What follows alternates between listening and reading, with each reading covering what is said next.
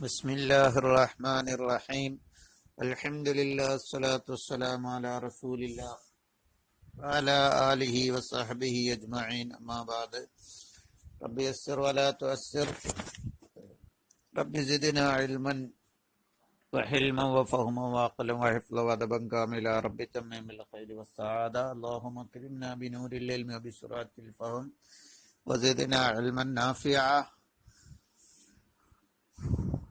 വഅല്ലിംനാ മാ യൻഫഉനാ യാ റബ്ബൽ ആലമീൻ.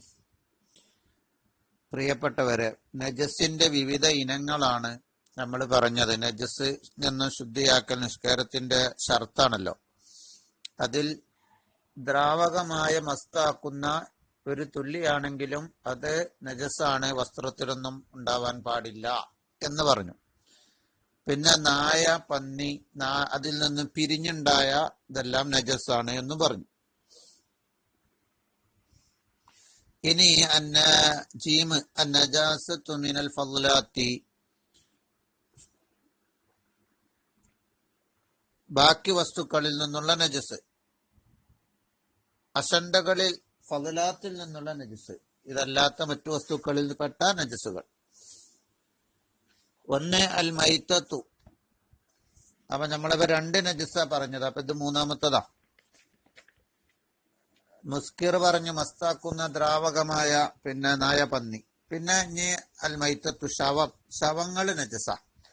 ലിഗൈരി ബശരിൻ, മനുഷ്യനല്ലാത്തതിന്റെ, സമക്കിൻ മത്സ്യമല്ലാത്തതിന്റെ, ജറാദിൻ വെട്ടുകിളി അല്ലാത്തതിന്റെ ശവം.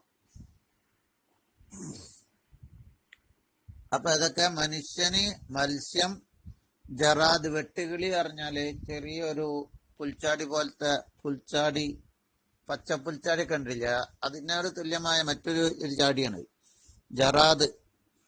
ജറാദ് നടിച്ചെടുത്താല് നെറ്റിന്നൊക്കെ കിട്ടും. വസീദിൻ, വേട്ട ജീവികളും ഒഴികെ.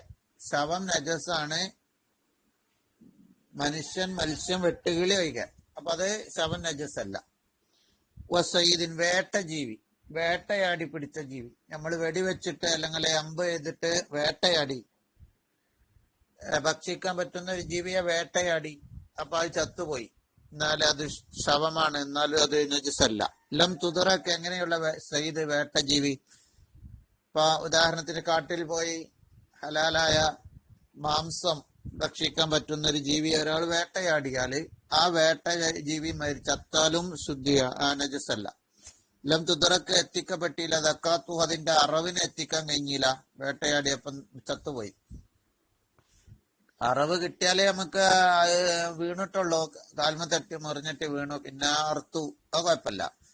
അറവ് കിട്ടിയിട്ടില്ലെങ്കിൽ തന്നെ ശവം നജസല്ല, ശുദ്ധിയാണ്. ഇപ്പൊ ജനീന് ഏതുമൈക, വയറ്റിലെ കുട്ടിയുമൈക, ചാപ്പിള്ള എന്ന് പറയാം, വയറ്റിലെ കുട്ടിയുമൈക. ലിഗൈരി ബശരി, മനുഷ്യനൈക, അങ്ങനെ പോയിട്ട് ജനീനിൻ, വയറ്റിലെ കുട്ടിയുമൈക. 2, 3, 4, 5ാമത്തെ സ്ഥലം നജസല്ലാത്ത ശവം, വയറ്റിലെ കുട്ടി ഒഴികെ. ഏതിന്റെ? മുതക്കാത്തിനോ ജനീന് മുതക്ക, അറുക്കപ്പെട്ട ജീവിയുടെ വയറ്റിലെ കുട്ടി ഒഴികെ. മാത്ത, ആ വയറ്റിലെ കുട്ടി മരിച്ചു. ബിദക്കാത്തിഹ, ആ മുതക്കാത്തിന്, അറുക്കപ്പെടുന്ന ജീവിയെ അറുക്കൽ കൊണ്ട്. ഇപ്പൊ ഉദാഹരണത്തിന് ആടിന്റെ വയറ്റില് കുട്ടിയുണ്ട്, അപ്പൊ ആടിനെ ഒരാൾ അറുത്തു, വയറ്റിലുള്ള ആടിനെ. അപ്പൊ ആ കുട്ടി ചത്തോയി. ഇതിനെ അറുത്തപ്പോൾ അതിന്റെ ജീവനും പോയി, അതിനെ അറുക്കാൻ കഴിഞ്ഞില്ല എങ്കിൽ ആ കുട്ടിയെ ഭക്ഷിക്കാം. ഇപ്പൊ ജനീന് മുതക്കാത്തി, അറുക്കപ്പെട്ട ജീവിയുടെ വയറ്റിലെ കുട്ടി. മാത്ത, ആ കുട്ടി ജനീന് മരിച്ചു. ബിദക്കാത്തിഹ, ഈ ജീവിയെ അറുക്കൽ കൊണ്ട്. അപ്പൊ അതെന്താണ്? ശവമാണെങ്കിലും അതിനെ ഭക്ഷിക്കാം, അത് നജസല്ല. അപ്പൊ ഇങ്ങനെ 2, 3, 4, 5 വസ്തു ഒഴികെയുള്ള ശവമാണ് നജസാവല്. ഫൽമൈത്തത്തു നജസുൻ, ശവം നജസാണ്. വഇൻകാനത്, ശവമാണെങ്കിലും ശരി, മിമ്മ, ഒന്നിൽപ്പെട്ടതാണെങ്കിലും ശരി. ലാ നഫ്സലഹ, അതിന് രക്തമില്ല. സായിലത്തുൻ, ഒലിക്കുന്ന. നഫ്സ് പറഞ്ഞ അവിടെ രക്തം എന്നർത്ഥം. ഒലിക്കുന്ന രക്തമില്ലാത്ത ശവമാണെങ്കിലും ശരി, ഈച്ച, കൊതു പോലെയുള്ളതാണെങ്കിലും ശരി, അതൊക്കെ നജസ് തന്നെയാണ്. ഫൽമൈത്തത്തു നജസുൻ, മൈത്തത്തുൻ നജസാണ് ശവം. വഇൻകാനത്, അതാണെങ്കിലും ശരി, മിമ്മ, ഒന്നിൽപ്പെട്ട. ലാ നഫ്സലഹ, അതിന് രക്തമില്ല. സായിലത്തുൻ, ഒലിച്ചിറങ്ങുന്ന. കദുബാബി നീച്ച പോലെ. ഇമാം ഖഫാല് അതുപോലെ നമ്മുടെ ഇമാംമാര് അദ്ദേഹത്തെ പിൻപറ്റിയ ചില പണ്ഡിതന്മാരൊക്കെ ഇങ്ങനെയുള്ള ശവം നജസ് അല്ല എന്ന് പറഞ്ഞിട്ടുണ്ട്, വലിക്കുന്ന രക്തമില്ലാത്തതിന്റെ. അതുപോലെ അബു ഹനീഫ ഇമാമ് നജസ് അല്ല എന്ന് പറഞ്ഞിട്ടുണ്ട് ശവങ്ങള് എന്ന് അതിന്റെ ഇടയിൽ മനസ്സിലാക്കുന്നത് നല്ലതാണ്. വകദാ ഷാറുഹ, ശവത്തിന്റെ രോമവും നജസാണ്. വ അളുമുഹ, അതിന്റെ എല്ലും നജസാണ്. വ കർണുഹ, ശവത്തിന്റെ കൊമ്പും, അപ്പൊ കൊമ്പ് സത്ത ആനക്കൊമ്പ് ഒക്കെ നജസാണ്. വൈലം യക്കുൻ അലൈഹ ദസമുൻ, അതിമ പസർമ ഇല്ലെങ്കിലും ശരി, നനവ് ഇല്ലെങ്കിലും ശരി, അത് നജസ് തന്നെയാണ്. ശവത്തിൻ്റെതാണെങ്കിൽ നജസാണ്. പക്ഷെ ശവത്തിന്റെ രോമവും ശവത്തിന്റെ എല്ലും ശവത്തിന്റെ കൊമ്പും നജസാണ്. വകദാ ഷാറുഹ, അതുപോലെയാണ് രോമവും, ആ ശവത്തിന്റെ രോമവും, അളുമഹ എല്ലും, കർണുഹ കൊമ്പും. വൈലം യക്കുൻ അലൈഹ ദസമുൻ, അതിന്റെ മേൽ പസർമ ഇല്ലെങ്കിലും ശരി. അവിടെയും ഈ മൂന്നെണ്ണം, രോമം, എല്ല്, കൊമ്പ്, ഇത് നജസല്ല എന്ന് ഇമാം അബു ഹനീഫ ഇമാം റളിയല്ലാഹു അൻഹു പറയുന്നുണ്ട്. അപ്പൊ ആനക്കൊമ്പ് പോലത്തെ നജസല്ല എന്ന് വരും. ഇനി നമുക്ക് നാലാമത്തെ ഇനം നജസ് പറയാം. അർറൗസു വൽ ബൗലു, കാഷ്ടവും മൂത്രവും.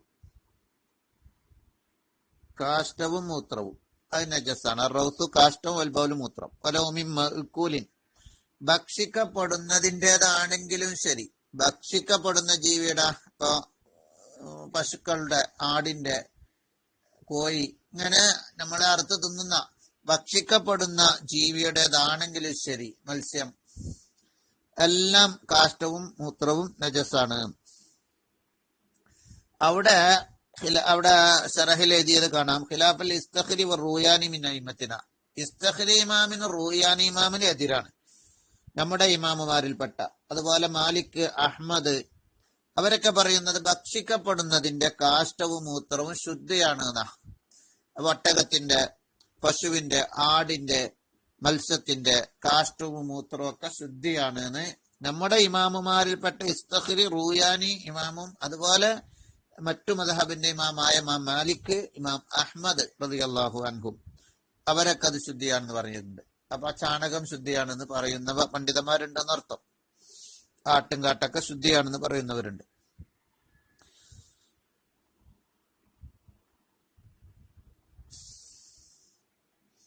വലൗ റാസത്ത്, കാഷ്ടിച്ചാൽ, ഔ കാത്ത്, ഛർദിച്ചാൽ, കാഷ്ടിച്ചു അല്ലെങ്കിൽ ഛർദിച്ചു. ബഹീമത്ത്, ഒരു മൃഗം.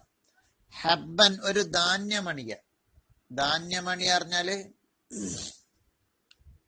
ധാന്യമണിക. ഫൈങ്കാന സ്വൽബൻ, അത് ധാന്യമണി ഇങ്ങോട്ട് കാഷ്ടിച്ചത് അല്ലെങ്കിൽ ഛർദിച്ചത്. ഫൈങ്കാന സ്വൽബൻ, അത് ഉറച്ചതാണെങ്കിൽ, ഫമുതനജ്ജിസുൻ, ഒരു കേടുമില്ലേന്, എന്തായിട്ടില്ല, പകർച്ചൊന്നും വന്നിട്ടില്ല. അത് ആ വിഴുങ്ങിയതാണ്, അതേപോലെ അങ്ങോട്ട് ഛർദിച്ചും ചെയ്ത്, ഒരു കേടുമില്ലാതെ. മുത്തനജ്ജിസുൻ, അത് നജസ് എന്നല്ല പറയുക, അതിന് മുത്തനജ്ജിസ് എന്നാണ് പറയുക. മുത്തനജ്ജിസ് ആണ് അതിന്മേലെ നജസ് ഉണ്ട്. അത് ആമാശയത്തിലൊക്കെ പോയിട്ട് നജസിന്റെ അടുത്ത് കൂടെ പോയതുകൊണ്ട് അതിന്മേലെ നജസ് ഉള്ള മുത്തനജ്ജിസ് ആണ്. അപ്പൊ എന്താക്കിയാൽ മതി, കഴുകി വൃത്തിയാക്കിയാലേ അത് ശുദ്ധിയായി. നജസ് അല്ലത്, നജസ് ആയതാണ് അതിമേല്. നമ്മളിപ്പോ നമ്മളെ വസ്ത്രത്തിലൊക്കെ നജസ് ആയാലേ നജസ് അല്ലല്ലോ, മുത്തനജ്ജിസ് എന്നാണ് പറയല്. എന്നതുപോലെയാണ്. അപ്പൊ ധാന്യമണി ഇങ്കാന സ്വൽബൻ, അത് ഉറച്ചതാണെങ്കിൽ വയില്ല, ഉറച്ചതല്ല, മാറ്റം വന്നിട്ടുണ്ട്, എന്തൊക്കെ പകർച്ചകൾ വന്നിട്ടുണ്ടെങ്കിൽ, ധാന്യമണി അങ്ങനെ തന്നെ വന്നിട്ടുണ്ട്, പക്ഷെ ചെറിയ മാറ്റങ്ങളുണ്ട്, പകർച്ച വന്നിട്ടുണ്ടെങ്കിൽ ഫനജിസുൻ. വയില്ല, ഉറച്ചതല്ലെങ്കിൽ ഫനജിസുൻ, അത് നജസാണ്. അപ്പൊ നമ്മുടെ പറയാ, വലോറാസത്തെ, കാഷ്ടിച്ചോ, കാഹത്ത് അല്ലെങ്കിൽ ഛർദിച്ചാൽ, ബഹീമത്തൻ, ഒരു മൃഗം, ഹബ്ബൻ, ധാന്യത്തെ, ഫൈങ്കാന സ്വൽബൻ, ആ ധാന്യം ഉറച്ചതാണെങ്കിൽ ഫമുത്തനജിസുൻ, അത് മുത്തനജിസാണ്. വയില്ല ഫനജിസ്, അല്ലെങ്കിൽ നജസാണ്. വഗൈറുൽ ഹബ്ബി, ധാന്യമല്ലാത്ത വസ്തുക്കൾ ഇങ്ങനെ ഛർദിക്കുകയൊക്കെ ചെയ്താലോ, എല്ലാം കാട്ടിച്ചാലും തഗയ്യറ, അതും അങ്ങനെ തന്നെ മാറ്റം വന്നിട്ടുണ്ടെങ്കിൽ, വലോ യസീറൻ, പകർച്ച വന്നിട്ടുണ്ടെങ്കിൽ, വലോ അല്പം പകർച്ചയാണെങ്കിലും ശരി, ഫനജിസുൻ, നജസാണ്. ധാന്യമല്ലാത്തതും അങ്ങനെ തന്നെ. വയില്ല, അല്ലെങ്കിൽ ഫമുത്തനജിസുൻ, അത് മുത്തനജിസ. ധാന്യമല്ലാത്ത എന്തെങ്കിലും ഒരു വസ്തുവാണ് വിഴുങ്ങിയതെന്ന് കൂട്ടിക്കോ, എന്തായാലും വലിയ ഒരു കൊള്ളി കഷ്ണോ അല്ലെങ്കിൽ എന്താ ചണ്ടിയോ അല്ലെങ്കിൽ മാങ്ങ വിഴുങ്ങി അതങ്ങോട്ട് അതേപോലെ അങ്ങോട്ട് വന്നു, ഛർദിച്ചു കൊണ്ടോ കാത്തിച്ചു കൊണ്ടോ വന്നു. അതിനൊരു മാറ്റ പകർച്ചൊന്നുമില്ല. എന്നാൽ അത് മാറ്റ ഇൻ തകയ്യറ വൈറുൽ ഹബ്ബി, ധാന്യമല്ലാത്ത ഏത് വസ്തുക്കളും ഇൻ തകയ്യറ അതിങ്ങനെ കാഷ്ടിക്കുകയോ മുദ്രിക്കുകയോ ചെയ്തോടത്ത് ഇൻ തകയ്യറ അത് പകർച്ച വന്നിട്ടുണ്ടെങ്കിൽ ഛർദിക്കുകയോ ചെയ്തോടത്ത് യസീറാൻ അത് അല്പമാണെങ്കിൽ ശരി നജസ്സാണ്, വൈല്ല മുത്തനജിസൻ, പകർച്ചൊന്നും ഇല്ലാതെ അങ്ങോട്ട് വന്നാണെങ്കിൽ മുത്തനജിസാണ്, കഴുകിയാൽ മതി. ഇനി മറ്റൊരു വിഷയം, അമ്പർ എന്ന് പറഞ്ഞിട്ടൊരു സാധനം ഉണ്ട്. അത് കടലിൽ കിട്ടുന്ന ഒരു സാധനമാണ്. വൽ അമ്പറു അമ്പർ ലൈസ ബി നജസിൻ, അത് നജസ് അല്ല, അത് കടലിന്റെ കാട്ടൊന്നല്ല, ഈ കടലിലെ മത്സ്യത്തിന്റെ കാഷ്ടല്ല. ബൽ ഹുവ നബാത്തുൻ ഫിൽ ബഹരി, അത് ബഹറിലുള്ള ഒരു സമുദ്രത്തിലുള്ള സസ്യമാണ്. അമ്പർ എന്ന് പറഞ്ഞാല് പലതിനും പറയാൻ പറ്റും എന്ന് പറഞ്ഞിട്ടുണ്ട്. ഏതായാലും നമ്മളിപ്പോ കടലിലെ സസ്യമായ അമ്പറിനെ പറ്റിയാണ് ഇപ്പൊ പറഞ്ഞത്. വേറെയും ചിലതിനെ പറ്റിയൊക്കെ അമ്പർ എന്ന് പറയുന്നുണ്ട്.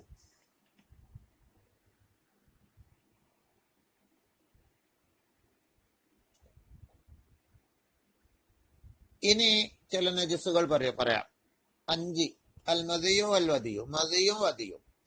അൽമതിയു മതി എന്ന് പറഞ്ഞ മാ റക്കീക്കും, നേരിയ ഒരു വെള്ളം, അതായത് കട്ടിയില്ലാത്ത റക്കീക്കായ വെള്ളം, അബിയലു വെളുത്തതായ വെള്ളമാണ്. ഔ അസ്ഫറു അല്ലെങ്കിൽ മഞ്ഞ, യഖ്റുജു അത് പുറപ്പെടും, ഗാലിബൻ മിക്കവാറും, അൻ ശഹുവത്തിൻ ഗൈരി ഖവിയ്യത്തി, ശക്തിയുള്ളതല്ലാത്ത വികാര സമയത്ത്, അൻ ശഹുവത്തിൻ ഗൈരി ഖവിയ്യത്തി, ശക്തിയുള്ളതല്ലാത്ത ശഹുവത്തിന്റെ സമയത്ത്.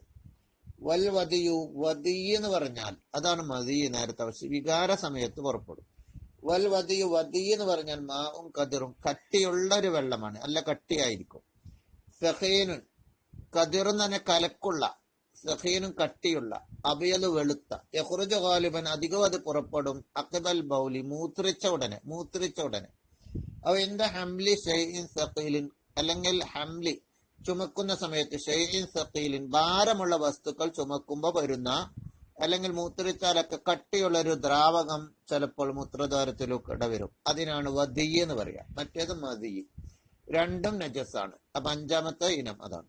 ഇനി 6 അദ്ദമു, രക്തങ്ങൾ നജസാണ്. കൈഹെ ഛർദിച്ചത്, ചലം, സ്വദീരി ചീഞ്ചലം. ദമ പറഞ്ഞ രക്തം, കൈഹെ ചലം, സദീദ് ചീഞ്ചലം. ഉസ്തസ്നിയമിനദ്ദമി, അപ്പൊ രക്തക്കെ നജസ, മനുഷ്യന്റേതാകട്ടെ, അത് ഇനി അറുത്ത ജീവിയുടേതാവട്ടെ, പോത്തിൻ്റെതോ പശുവിന്റെ ആടിൻ്റെതൊക്കെ നജസാണ്. ഉസ്തസ്നിയമിനദ്ദമി, രക്തത്തിൽ നിന്ന് ഒഴിവാക്കപ്പെട്ടിട്ടുണ്ട്. അൽക്കബിദ് കരളിന്, അൽക്കബിദു കരള് രക്തക്കട്ടയാണെന്നാ പറയുന്നത്. പക്ഷെ അത് നജസല്ല, നജസ് ആണ് എന്നതിൽ നിന്നും ഒഴിവാക്കപ്പെടും. പ്ലീഹ, അതും ജീവികളുടെ ഉള്ളിലുണ്ടാകുന്ന സാധനം. വൽ മിസ്കു, മിസ്ക് മാനിന്റെ, കസ്തൂരി മാനിൽ നിന്നുണ്ടാക്കുന്ന സാധനമാണ്. അത് രക്തക്കട്ടയാണ്, പക്ഷെ അത് നമ്മള് സുഗന്ധമായി ഉപയോഗിക്കും. അപ്പൊ ഉസ്തുസ്നിയാർ ഒഴിവാക്കപ്പെട്ട മിനദ്ദമി, നജസായ രക്തത്തിൽ നോൽക്കവിത് കരള്, വത്തിഹാലു പ്ലീഹ, വൽ മിസ്ക് വൽ അലക്കത്തു, അതുപോലെ മാംസകഷ്ണം, അതായത് സ്ത്രീയുടെ വയറ്റിൽ ഗർഭപാത്രത്തിൽ കുട്ടിയാവുന്ന തുടക്കത്തിലുണ്ടാകുന്ന മാംസകഷ്ണം, കുട്ടിയുടെ തുടക്കത്തിൽ കുട്ടി ആകാനുള്ള മാംസകഷ്ണം, അത് നജസല്ല. വൽ മുതുകത്തു, വൽ അലക്കത്തു രക്തക്കട്ട എന്ന് പറയാം. വൽ മുതുകത്തു മാംസകഷ്ണം, ആദ്യം രക്തക്കട്ടാവും, പിന്നെ മാംസക്കട്ട ഉണ്ടാവും. വലബനുൻ, ഒരു പാലും ഇതിൽ നിന്ന് ഒഴിവാണ്. പാല് എന്തല്ല, നജസല്ല. രക്തത്തിനാൽ തരമറിഞ്ഞുണ്ടാവുന്നതാണ് പാല് എന്ന് വെക്കാം. ബിലൗനിദമി, രക്തത്തിന്റെ കളറുള്ള പാല്, അതിനെയും ഒഴിവാക്കപ്പെട്ടിട്ടുണ്ട്, അതും നജസല്ല. വദമു ബൈലത്തിൻ, മുട്ടയിലുള്ള രക്തം, മുട്ടയില് രക്തമുണ്ടായാല്, ലം തഫ്സുദ്, അത് കേടാത്ത മുട്ടയിലുള്ള, കെട്ടിട്ടില്ല എന്ന് പറഞ്ഞാൽ വിരിയും, ഫൈനഹ ത്വാഹിറത്ത്, ഇതൊക്കെ ശുദ്ധിയുള്ളതാണ്. അപ്പൊ രക്തത്തിൽ നിന്ന് ഒഴിവാക്കപ്പെട്ടതിൽ പെട്ടതാണ് കരള്, പ്ലീഹ, മിസ്ക്, അലക്കത്ത്, അതായത് കുട്ടി ഉണ്ടാവുന്ന രക്തപിണ്ഡം, ഒരു മുതുകത്ത് മാംസപിണ്ഡം, പിന്നെ പാല് രക്തത്തിന്റെ നിറമുള്ള പാലാണ് വരുന്നതെങ്കിലും പ്രശ്നമില്ല. ചിലപ്പോ പാല് കറക്കുമ്പോ അങ്ങനെ വന്നാലേ. അതുപോലെ കെടാത്ത മുട്ടയിലെ രക്തം, ദമുബൈലത്തിൽ ലം തഫ്സുദ്, കെടാത്ത മുട്ടയിലെ രക്തം, ഫൈനഹ തോഹിറത്ത്, അതൊക്കെ ശുദ്ധിയാണ്. 7 കൈവമൈദത്ത്, ആമാശയത്തിൽ നിന്നുള്ള ഛർദിച്ചത് നജസാണ്. ആമാശയത്തിൽ നിന്നും ഇങ്ങോട്ട് ഛർദിച്ചാല്. ഇപ്പൊ ജർറത്തു ബഹീമത്തിൽ, മൃഗങ്ങൾ അയവിറക്കിയതും അത് നജസ. അയവിറക്കി കാണ്ട് മൃഗങ്ങൾ ഇങ്ങനെ രണ്ടാമതേ ഉള്ളിൽ കഴിക്കാണ്ട് പിന്നെ ഇങ്ങോട്ടന്നെ എടുത്ത് കണ്ട് അയവിറക്കും, അതൊക്കെ നജസ. 8 അൽമിറത്ത്, കയ്പ്. കയ്പ് പറഞ്ഞാല് ഈ കോഴിന്റെ ഒക്കെ കയ്പ് എന്നൊക്കെ പറഞ്ഞ സാധനം ഉണ്ടല്ല, അതുപോലത്തെ ജീവികളിലൊക്കെ ഉണ്ടാവാം. അൽമിറത്ത് കയ്പ്. വസുമ്മുൽ ഹവാമി, ഇയ ജന്തുക്കളുടെ വിഷം. അപ്പൊ കയ്പ് നജസാണ്, ഇയ ജന്തുക്കളുടെ വിഷവും നജസാണ്. കൽഹയ്യത്തി, പാമ്പ് പോലെയുള്ള, വല്ലക്രബി, തേള് പോലെയുള്ള. അപ്പൊ ഇത്തരം 8 വസ്തുക്കളാണ് നജസ്സുകളായിട്ട് ഇവിടെ എണ്ണിയത്. 8 വസ്തുക്കൾ പറഞ്ഞാൽ ചിലതില് നമ്മള് ഒരേ നമ്പറിൽ 2 സാധനങ്ങളൊക്കെ പേര് പറഞ്ഞിട്ടുണ്ട്. ഏതായാലും മൊത്തം നമ്പർ 8 8